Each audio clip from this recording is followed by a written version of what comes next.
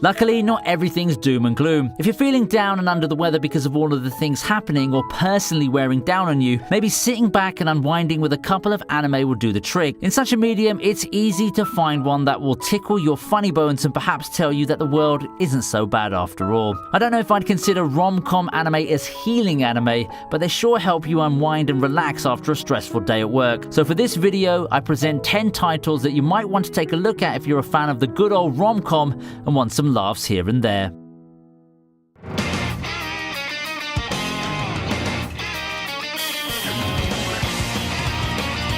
Who could forget the good old days when Nisekoi was the talk of the town? No? Then maybe you consider the waifu wars and how it turned the community upside down. If so, then you probably need no introduction to the story of Raku. Raku Ichijo, heir to the Yakuza, dreams of nothing but living an ordinary life. As fate would have it, life for him is nothing close to ordinary. In addition to having vague memories of a girl whom he made a promise to, he also runs into Chitoge, the Beehive gang's heir. In order to prevent an all-out gang war between the Beehive and the Yakuza, the two are forced into pretending to be lovers. The problem? Raku has the hots for another girl, the demure Onodera, who seems to be a really suspicious candidate of the promised girl from Raku's memories. Well, what do you know? Must be tough being Raku, huh?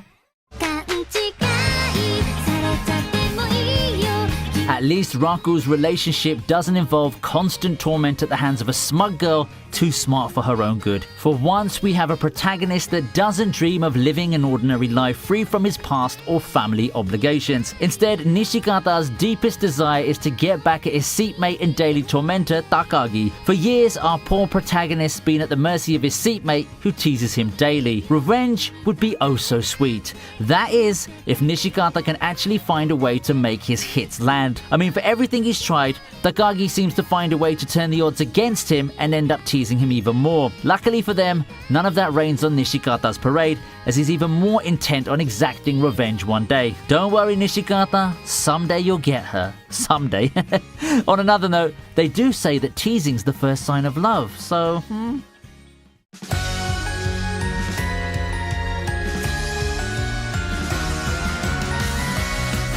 Coming in at number 8 is Saikano. I don't know about you, but when I was at school, I once dreamt of being a game developer. Something could have struck you and inspired you to get going, despite game dev being an audacious goal for most people. For our otaku protagonist Tomoya Aki, that spark comes from a fateful encounter with a girl. Determined to make a game featuring her, Tomoya recruits his school's top creators, artist Sawamura and novelist Utaha, for his project. Of course, things aren't as easy as they seem, and to compound to the rough start to the project, Tomoya finds out that the girl he idolized is none other than Megumi Kato, his boring classmate. For those attuned to otaku culture and with an interest in the creation process of media, Saikano's a really fun watch. It may not be shirobako or girlish number, but the humor, endearing characters, and character dynamics do their job in carrying this show beyond my initial expectations. With the movie having just come out to wrap the series up, now's the best time to pick the show up and watch it all the way to its conclusion.